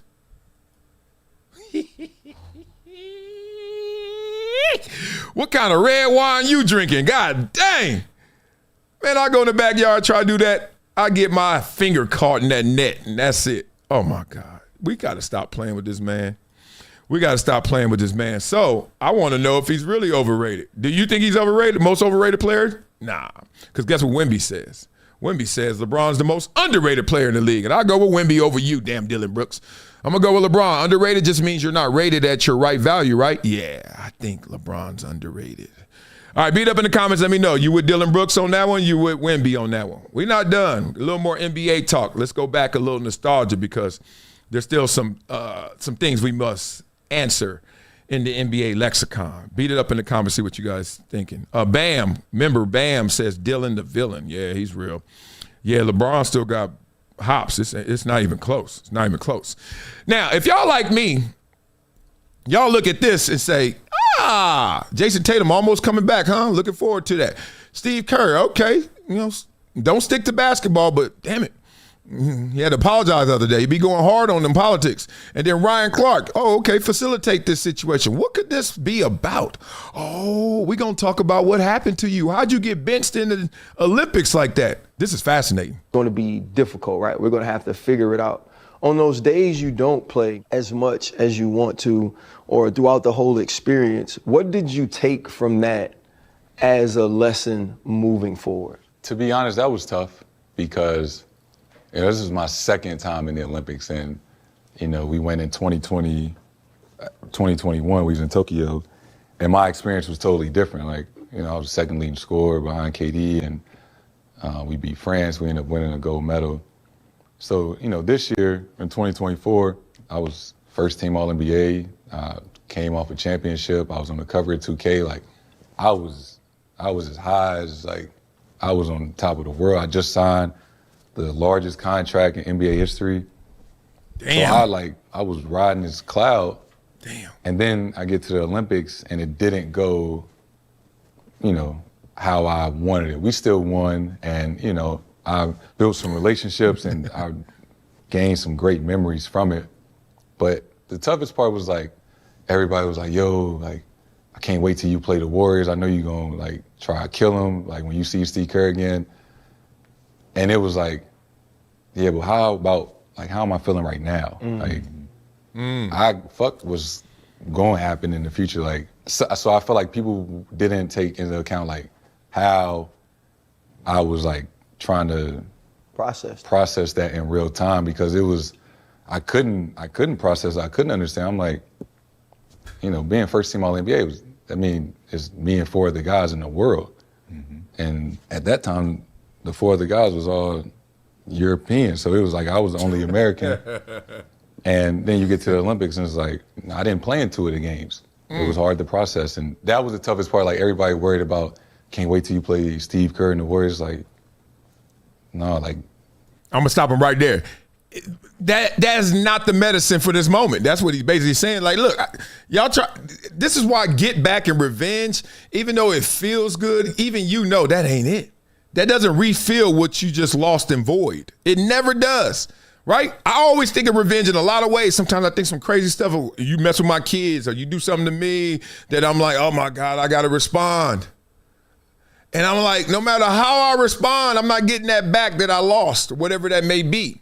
Hopefully it's something I imagine, not something that's real. So he talking about it. He like, dog, I don't give a damn what I get. What if I beat Steve Kerr 174 more times? So what? He got me in the Olympics. That's what I'm talking about. You got to worry about how I'm feeling right now. Like I'm trying, like that was the toughest part. Bro, and to that point, because everybody knew it, did not DMPs of an all-NBA player, you can't go sit down with Steve Kerr and ask him, bro, put me on the court, Cole. I always bring it back. Like my mom did such a good job of raising me that like I always like keep it cool. I'm not gonna rock the boat. I'm always gonna be a professional. I'm gonna show up. I'm gonna do, you know, because we here to win a gold medal, right? If we come up short, then all this shit was for nothing. We wasted our summer. So, you know, I still was able to like keep that, even though I could disagree. Or me and the coach not seeing eye to eye, or, you know, I'm keeping my distance. I still had the wherewithal of like, you know, let's just, you know, when I get in, I'm gonna do what I can with the time that, you know, they give me, and, you know, we still gonna find a way to win. I have this conversation with my wife oftentimes because we're in a place where society is so ugly. Yeah. And people are so selfish. And she asked me, she's like, did we do our... Oh, I'm glad to cut you off. What the hell? Blah, blah, blah. Let's talk about the positive sides of society. We're doing a good thing over here right now. It's all positive. Even if you got to criticize some things, it's positive. We can't be acting like everything bad, man. I hate when they always say that. So much division. Man, look, stop letting the news dictate your mind cycle. It ain't that bad.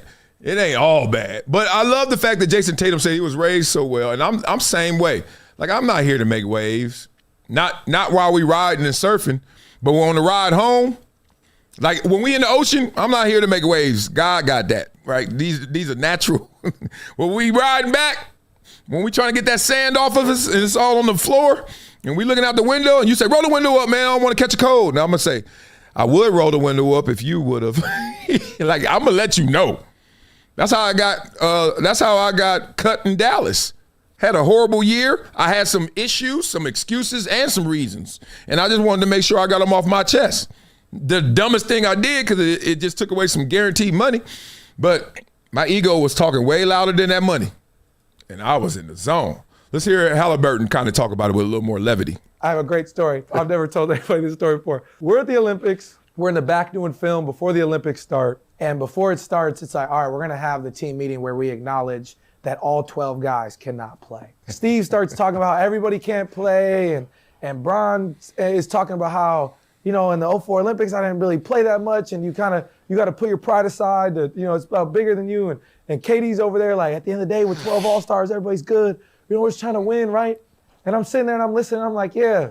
And as we start film, I'm like, but who are they talking about? Like, who are these? And I'm looking around, I'm like, oh, he ain't talking about him. He ain't talking about him.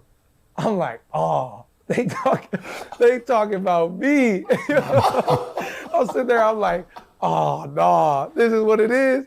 I'm like, oh, I was sitting there, I'm watching film. I can't even pay attention to film. I'm like, damn, like, it's over. It's over, man. Oh, I ain't get no PT out here. I'm the one guy in the school project that didn't do nothing and got an A. So I was sitting there, I'm like, oh, it's over. It's over for me. Blah, blah, blah. Notice LeBron didn't say one thing. I'm going to just laugh like, I knew then. If you knew, you should have said something so I could have been in there. If you knew, so I could do. You should have told me. Beat it up in the comments. I hear you guys right now. Hilarious. Giving love to the members. Patrick Edwards says, what does the kids have to do with the parents? Jordan has oh my God. Y'all talking about Jordan still? Man, y'all get off of that. Oh, I see you, Bam, talking about it. Love, love, love. Let's go into this shoe contract. Y'all can stay on topic too if y'all want to, but do what you do in the comments. Do what you do. I'll check in with you. Shoe deals always fascinate me. Do they fascinate you as well? Let's go a little deeper into that. Let's have a little fun. Let's find out the real from a shoe deal. Rich Paul shall guide us. With that, some people think if I have a logo and that's on my shoe, then that's the signature shoe. That's not true. That's what you call a PE, like a player edition. So if you make, some shoe companies are different than others, but most shoe companies, if you get to the point to where you are consecutive All-Star or All-NBA player, it then takes you to the place of you can have what they call a PE, which you get your logo on a silhouette that the company is pushing. A signature shoe is literally your shoe. This model of the shoe is tied to that athlete. And then the way the contract is structured, you get a royalty after your base salary for the performance of that business. There's a domestic royalty and there's an international royalty. Okay, before we get into that and all this, because this is fascinating to me. I don't know what the hell. We can just go in the Foot Locker and like, let me get those. I love Giannis's. What are your favorite shoes right now? Kobe's, Giannis's, Kevin Durant's, Paul George. What are the best shoes out there? Beat it up in the comments. Let's go. If you get that far. Most signature shoe guys in the summertime, they have to take this international trip from a marketing perspective because obviously you're trying to grow the business from a global perspective. So you have your North America numbers and then you have your China, your Asia Pacific numbers, right? And then you have your China, UK numbers, etc. Oh, okay. And all that's kind of combined to create the signature business. But that takes a lot of maintaining. The other thing is, if I asked you, Max, I said, Max, when you see shoe deals come out, what is your initial thought? Do you think most shoe deals are fully guaranteed, right? I didn't know Max was there. Are y'all doing a show together? The hell, come on. Yeah, I would think he signs a contract for a lot of money up front, and X number of years, et cetera, et cetera. And it's all guaranteed. I don't know if it's all guaranteed, but yeah, I would think there's a big chunk the average of change person would think that. That's got cash, yeah. Yeah, but it's not. Shoe deals are pay for play. They're prorated. So you have to play a certain amount of games to get that actual number. If you play less games, then your pay is docked. If you miss a whole season, then forget about it. Damn. So actually, with that kind of financial incentive, it's more surprising that, guys, this kind of plays into what LeBron said recently about it's harder to play 82 games now than it used to be, which I think is probably true. Yeah. But like the idea that, I mean, players are highly incentivized in that case, star players, to play as much as possible, actually. Yeah. Yes, but if you injured, you injured. That's just the way the cookie crumbles. And so coming into the league, Max, is when a player has his highest potential. Trading card deals, shoe deals, etc., because no one has actually seen you perform in the NBA. Your potential comes from what you did in high school, what you did in college, etc. All right, we're going to stop right there because I didn't know he was going to give us all of that. This is fascinating. Let's keep talking through it. Potential. In marketing, that's what they pay for. And even in these contracts, a lot of times you see potential versus production. I think a lot of times people get lost up in just like, are we going to pay the bona fide ones, the Goliaths? Nah, they looking for that David that's going to be big, that's going to turn into a Goliath, that potential. So that's why you always see the marketing dollars either go to a perennial all-star or to like this young up-and-coming LeBron James. Like we watching him in high school because we got to prop him up. Boy, he's going to be so good, he ain't even going to go to college. And then boom, he is big day one as who, like Kobe and them? And Kobe been there for years. And it's like, how he already close to Kobe? Because they pumping them dollars into marketing him. Fascinating. Nah, we ain't getting off this. I thought we were. No. Keep talking. And then once you get into the NBA, normally what you do over the course of 3 to 5 years would then position you for a signature shoe. There's been very few guys have a signature shoe coming in. Like very few, at least at the brands that matter. So when you start to see guys lose signature shoe deals, it's because there was no real business there. And what happens is the brand decides, you know what, we're going to go away because if you're a signature guy, they have to commit an X amount of a marketing spend for you. Print, commercial, international trip, product being made, and if it's not selling, then it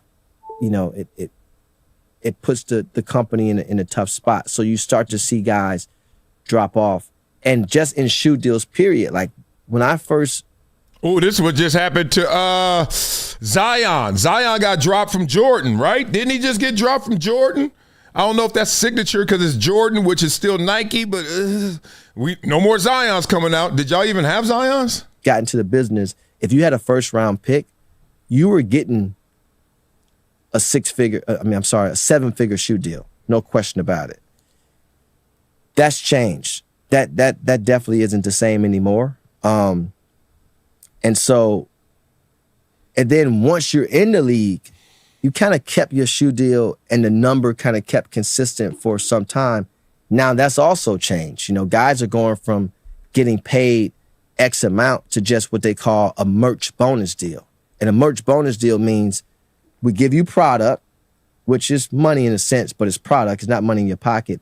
And then there's a performance incentives on the back of that product deal. So maybe you come home with 25,000, 50 grand, whatever the case may be, depending on how it's structured. But the signature shoe business is not what it once was.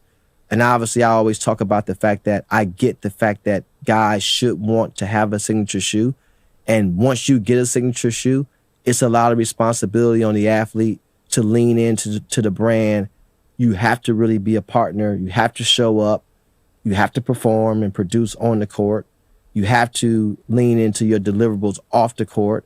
And it's a lot. It's a lot. So I know everyone wants it, but it's a lot that comes with it. And what happens is, you know, the brands have to get lucky to pick the right partner. Age matters, performance matters, style of play matters, price point matters, market matters. For the most part, all those things matter. So for guys that do have signature shoe businesses, and if their businesses is in excess of $100 million and have an opportunity to grow it, man, that's when you really need the infrastructure around you and the strategy around you and the expertise around you. So let's pick up the. Let's pick what up? They cut Max on. Let's pick up the pace. Yeah, you mean, can you get a part of your own show? God dang. A TED Talk. Even though that was amazing. I actually loved it. Just didn't know that he had somebody else to work with there for a minute. That was it. Man, that's fascinating, huh? I mean, I had a shoe deal. Let's keep it simple, y'all. I mean, like when they walk around the locker room, they're like, all right, all y'all guys that are going to play, we're going to give you some money. Couple bucks, and here's a catalog. And you can go to Nike Town as many times as you want and spend up to this amount in budget, which was great to me. I don't know what they're doing now. This is 20, 30 years ago, but I was like, you just took care of Christmas for me. All I would do is pass that damn catalog around my family. I was like, go to war, go to battle. And it's weird. People were like so excited, but that was one of the other ways you got to know that when something is product, that it ain't nothing but marketing for the company, and it's no sweat off their back. That's why when they were giving out scholarships and trying to keep student athletes broke, I was like, this is product. Them dorms already built. We give you free room and board and tuition. Tuition? You got an endowment of $20 billion. You talking about, you ain't got to pay $20,000 this year. And then your room is free. I was like, yeah, somebody got to stay in there. You just hope I go to Pizza Hut every night and go to the dorms and go down to that damn concession machine and go over there and eat at the dining hall. Come on, man. Give me some real money. That was so crazy. People used to argue me to death. I was like, dog, they are not giving these players anything. Oh, they give them board, room, tuition. I was like, that is nothing. That's a Nike deal. They give you a catalog. Give it to your auntie. Let her get some Jordans. So that's the thing. I'm glad he broke that down to show that the real value is something different, right? Real spit. It's a whole different animal. All right, let's get to football. We've been talking a lot of basketball. God dang. You know, I'm in withdrawal right now in football because today we're 1 week away from what? You know what it is. The Super Bowl. But let's talk about this right now because the Jets tried to get John Gruden, allegedly, about the idea of joining Aaron Glenn's staff, according to multiple sources, and Gruden wasn't interested in the job. I like working at Barstool. I like opening up these prizes and these gifts every week. So they had to clarify that because one of the sources that talked about it used to work at Fox. Y'all know him, Craig Carton. Carlton or Carton? I don't know. Respect, big dog. Here you go. Talk about it because they got you out here looking sideways. Now, I said this to you yesterday. I'm going to tell you this again today. I reached out to the New York Jets. It's not hard to do it. You pick up the phone, you dial the number, they answer the phone, they connect you to the people that can give you information. It ain't hard to do. The New York Jets told me 2 days ago, I said it on the show yesterday, that yes, Aaron Glenn reached out to John Gruden just to talk to him about the possibility or what he thought about returning to the NFL. And if he was going to return to the NFL or if he wanted to, would you want to talk to the Jets? Blah, blah, blah, blah, blah, right? Mm-hmm. They didn't offer him the job. And anyone that wants to tell me today that Aaron Glenn did not pick up the phone and call John Gruden, you are just flat out factually wrong. I want to be clear about it. Aaron Glenn picked up the phone. This is a fact. He called John Gruden. He did not offer him a job. They had a football conversation, period, stop. And now the story's got these crazy legs. Like the Jets are offering people jobs and they're being told no. That never happened. Blah, blah, blah. So you can't even inquire anymore is what I'm hearing. You can't even look for a little bit of counsel is what I'm hearing. Are we there? Are we there in life now? That's interesting. Look, if you're Aaron Glenn, be careful hiring your successor. Let me stop. It got to work out better for Aaron Glenn next year. It can't get worse. Being a former defensive player who was a monster, who I really think is trying to instill a culture, but at the same time, if you ain't got a quarterback, you ain't got a chance. So you can dress up all you want. Put that lipstick on that pig all you want. Where your quarterback at? No? Oh, good luck, brother. Good luck. So they're trying to fix things everywhere, even in Baltimore. Peep this out, though. But your offensive coordinator, how you say, Declan Doyle, you're the same age as Lamar Jackson. 29 and 29. Wonder how that dynamic's going to work out because it's starting to add up how many offensive coordinators Lamar Jackson's had. He ain't as many as Jalen Hurts. Jalen Hurts has had a different offensive coordinator every single year he's been in the NFL. Isn't that correct? Isn't that a fact? Isn't that crazy, though? What? Crazy. Oh, man. Poor Jalen Hurts. Now it look like Lamar Jackson. I mean, some part of you going to be, like, challenging this dude. Like, what you say? What play? Do that what? Your young ass. It's part of you, right? But that's crazy. Now I'm going to give you guys something that I told my son, beat it up in the comments, that we talked about how some kids are just nice, right? All of us are human, but some of us skew nice. Some of us skew not so nice, a little gangster, not so gangster, whatever it may be. But I told my son, no matter what you are, you can create a persona in sports and be that. So just like you play your video games and your Minecraft and all that, you can actually dig in your brain and make up a character and then be that character in everything you do. And it's not just who you are. It could be something crazy, your persona. He ain't believe me. I hope he believe me after he hear this. So then little Michael comes in. He says, Michael, I know you scared, but you either run that slant or we run back to the ghetto. I said, kiss my ass, brother. Here I come. We kill. Fear is real. Courage doesn't say I did not have fear. Courage says I have an ability to overcome the fear. Right. You see what I mean? Yeah. So I was telling people, how do you overcome that fear? So every time I lined up and ran that slant route, I get ready. And everybody knows, watch Mike, he's come slant right, watch Mike on the slant. That's running lot right there. I'm not scared. You ain't scared. That's running lot, nigga. I'm scared. That joker right there, that's the nigga that went over to somebody and said, cut my finger off. Cut my finger off so I can go hit somebody some more. Wait a minute. I ain't never heard it like that. The joker want to cut his finger off to come hit somebody again. Nigga, I'm scared of him. You crazy. And he want to hit me. Stop.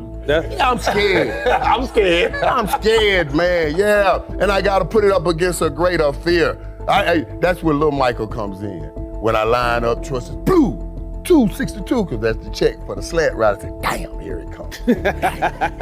I look around and say, God damn, finger cutter right there. You gonna hit me in the head, right? So then little Michael comes in. He says, Michael, I know you scared, But you either run that slant or we run back to the ghetto. I said, kiss my ass, buddy. Here I come. We kiss. I'll run that slant and bust his ass. I ain't going back to the ghetto, bro. Oh, man. Blah, blah, blah. It's all perspective. It's all perspective. Use something that you need to go do what you need to do, right? You need to be. And you got to watch out because your wants and needs always going to compete, right? So you don't want to do something. I told my daughter this yesterday. She was like, Daddy, we're going to go in the back and shoot around. She was like, Daddy, do you want to go shoot? I was like, not always want to go, but need to go because that's how you're going to get better, right? So sometimes you're going to have to do things. You got to clean your room. We have this little board where it's called Hearth.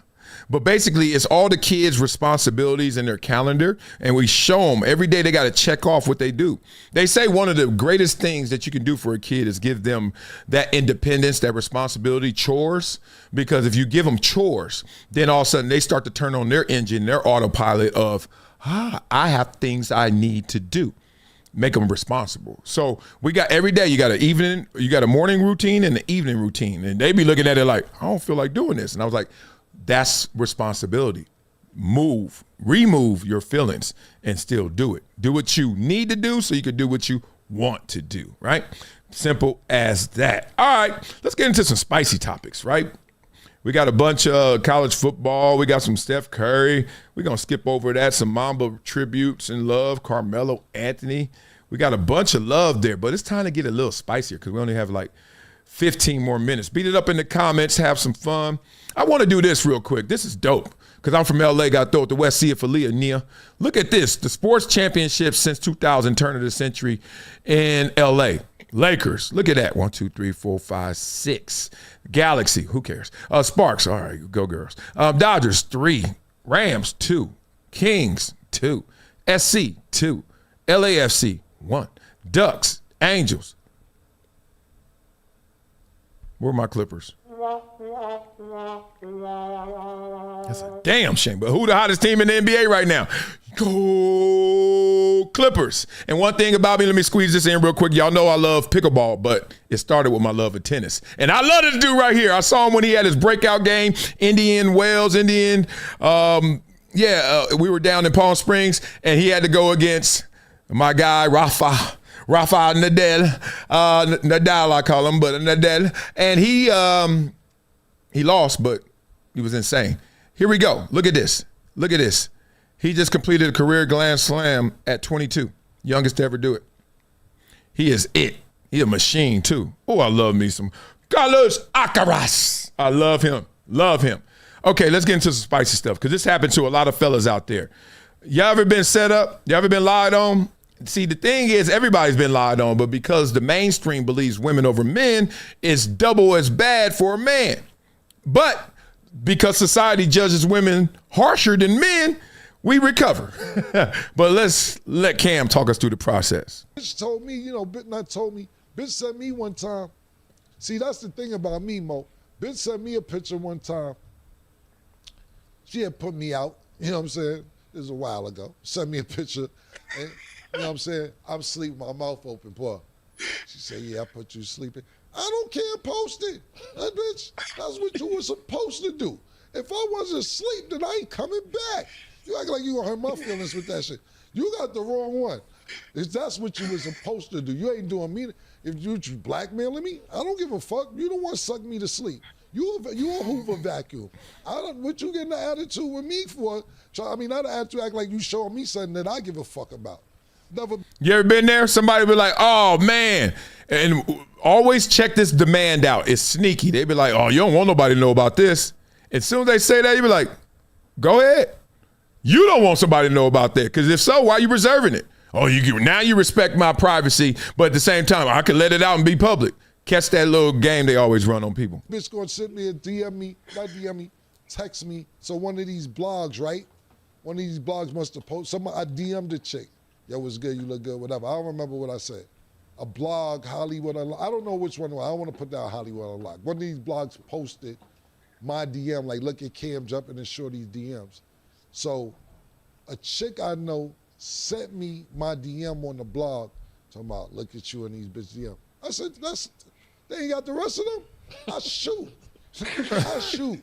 I'm in a bunch of DMs. Shoot or shoot. Every shot you don't shoot is a miss. Like, what's the problem? You can't hurt my feelings with it. Period. That's just me. I don't care, Mo. I don't care. Now, people with a family and work for an organization with the Clippers, the Lakers, IBM, Microsoft, and you can't get caught out there like that, I feel for y'all niggas. Pause. I get it. You can't be out there at Superhead's house sleeping. I understand. I totally get it. So I'm just saying, don't try with me because I don't care. Maurice Clarett, blah. Trying not to laugh because he's like, I'm married now. That's beyond. That's Ohio State days. What you talking about, dog? In seriousness, no, just real quick run through. Don't let nobody put you under their thumb. Basically, sometimes corporations where you work, we understand, hey, you got protocols and you got to put some respect on their name. But at the same time, people use that all the time. Ooh, blackmail. It's nothing worse than blackmail than when somebody's like, I'm about to go black to blackmail you. Like, I'm about to go there. You sure? I've been lied on, extorted, blackmailed just because they see $5. And I'm like, I don't care. And it's not because I don't care fully, like I don't care. It's just like I don't care enough about what's out there and the lies you about to spread or the BS versus you trying to control me. I'd rather be in full control of me and deal with those fake consequences than to deal with your ass trying to punk me. Ooh, that's the worst. I saw that and I was laughing my butt off. I was like, this dude know he been through some real life, real spit. Okay, let's get into some politickies right here. This is interesting. I don't know if this is going to play and if this is going to stay, but hey, let's try. This is Dave Chappelle and Bill Maher been going at it. Y'all notice that?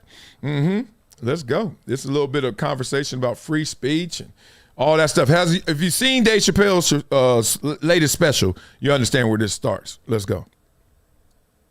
I said, let's go. Oh, I can't go yet. Sorry. Oh, I told you I didn't know if it was going to play. Now I know it's going to play. Let's go. What he said was stupid. America has many problems, including free speech issues on both left and right, but we're real different than Saudi Arabia. If you don't believe me, try opening a lesbian art gallery there.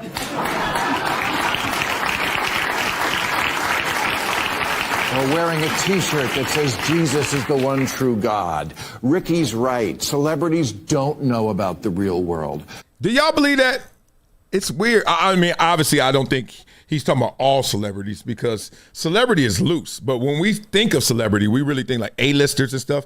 I think a lot of people think that. There's a lot of down-to-earth celebrities as well, but obviously they don't get the attention. Let's go. So Democrats, it's great you have all the big celebs, but people see them as an arm of the Democratic Party, which they already suspect for lacking common sense. I know. I think, I knew it. I knew they were going to do that. Okay, I'm going to get off of that. I don't want no ads. See, that was one of those special little things I saw. But I noticed, that's good enough. I'm glad I stopped it right before they went there. Bill Maher's politics, which is, I love because I love when someone travels with their politics. I don't like it when everything is the same. And I'm sure there's a part of you that is tired of that and fatigued as well, because that means you're not being open-minded. Like if you don't sound like, man, I thought you were thinking that. Well, I thought you were thinking that. Then are you living the human experience? But Bill Maher's has traveled. It certainly has gone more towards the middle of late. And he challenges all, it seems like. And that's what's beautiful, because where do you guys go when you really just see it in the most neutral form? CNN, no. MSNBC, no. Fox, no. Where? What? C-SPAN? I don't know. I don't watch enough of it. Maybe I should. Tell me. Where? There's another one out there. The CBC, is that what it's called? I don't know where to go. But what I try to do is just grab one from one side, one from the other side, and just alternate and then hope that is. But the politics, the issuance of the governance of the power of a place, the politics, the real politics by definition. We got to make sure that we're understanding where all this is coming from, because it's really trying to trap our minds. It's really trying to tell us that this is who you are and this is who you're not, right? It's all the algorithm. It really is. It really is. And this is an interesting way of seeing it. Peep gang.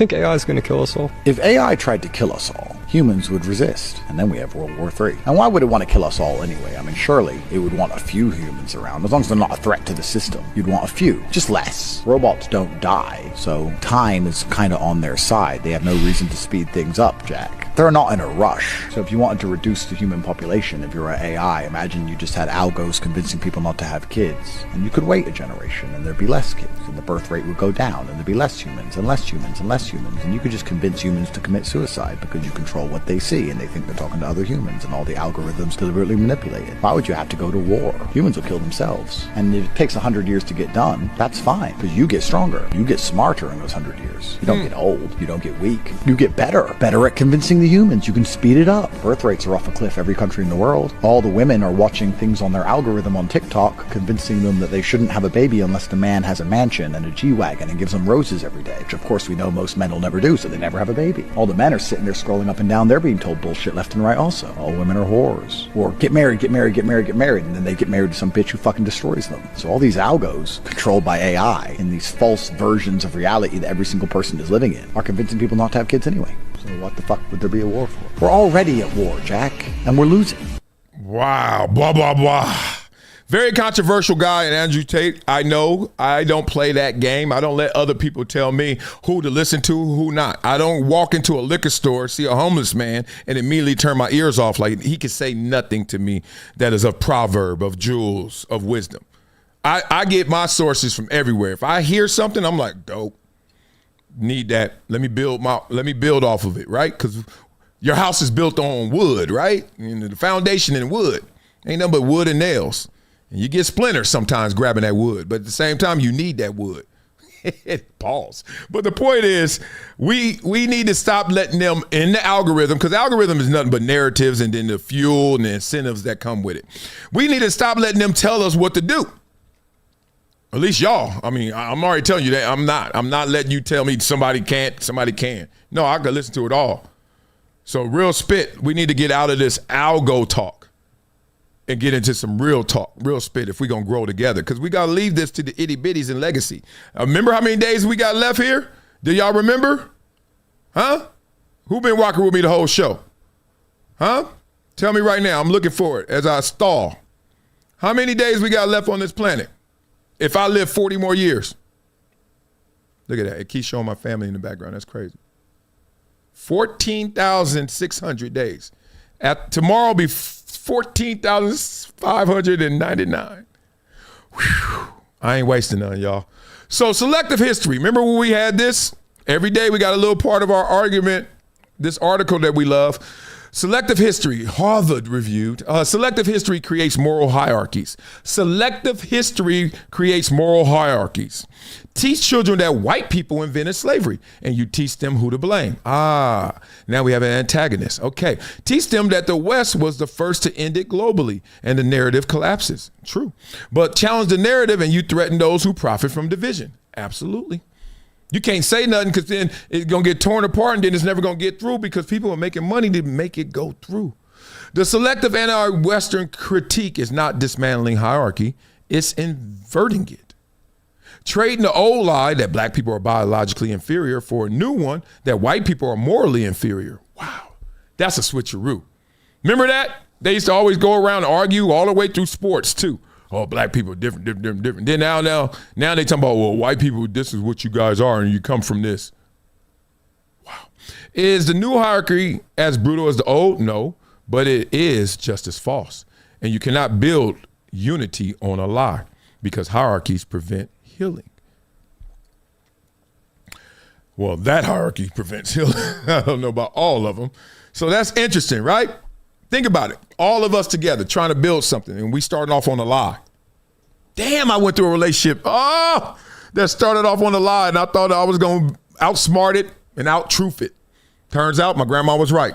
Baby, the way you go in is the way you coming out. You got into something with a cheater, with a liar, guess what? That honeymoon going to end, and then you're going to be back with that cheater and that liar. They do it to them, they could do it to you. The only reason they didn't do it to you is because you probably got some better incentives. But guess what? Everyone gets used to incentives. That's why people got to keep buying another boat, a bigger boat, a bigger boat. God dang, your boat bigger than your house. I need a bigger house then. I need a bigger house. People just keep chasing it. And these incentives make you chase it. So, wow, it's crazy like that. I've literally fallen victim to thinking I'm going to outsmart some of those things. Well, you're not. And since you're not, you got to be smarter. So if you're going to be smarter, work hard and work smarter. And I'm about to give you guys something that can help you do that, and we're going to get up out of here. Love. Let's go. Get into it. Get involved. What's good, fam? It's your boy, Marcellus Wiley. And I got to talk to you about something that's been a game changer for me. Y'all know I've been on the comeback trail after my hip surgery. And let me tell you, getting back to 100% ain't easy. I've been looking for anything to give me that edge, to help me bounce back stronger, faster. And that's where Venia's new blood flow hydration product comes in. Oh, this ain't just another supplement, people. This is about optimizing your body from the inside out. Since I started taking Venia blood flow hydration, I'm feeling a big difference in my physical therapy sessions and my energy levels. It's helping me get that crucial blood flow where it needs to go, helping my body heal and perform. I'm feeling more vibrant, more ready to tackle whatever comes my way. It's like my body just remembers how to be its best self. And for anyone out there, whether you're recovering from something or just looking to elevate your daily well-being, this is it. And here's the best part. Venia is so confident you'll love it, they're offering a 90-day money-back guarantee. That's how you know it's legit. You got nothing to lose and everything to gain. So head over to the link in my bio, check out Venia Blood Flow Hydration, and start your own comeback story. Trust me, your body will thank you. Let's get it. Bwah, bwah, bwah. Love for you guys, man. Have an amazing day. I'm about to go to church, and then I'm about to come home and hopefully have one of the most gangster, beautiful days I've ever had in my life. Yes, I need it. I need it. Okay? You guys have an amazing one, man. Let's get into this as I find our exit music because it's getting real gangster. I got this pickleball video up. I wanted to show you guys, but I got to save it because it is so good. I do not want to waste it. I do not want to rush through it. I've never seen a pickleball point look like this. This is next level. Like, watch. So rock with me tomorrow. I'll show you guys that pickleball all day. Love, go to church, go wherever you got to go to get your peace, your mind right, your harmony. I don't care where you go, mosque, temple, whatever it may be. Let's get it in. Okay, y'all. Love you. Peace. It's been a decade plus that I knew that this day was going to come. Oh, this is not hyperbole here. Because I think it's the purpose.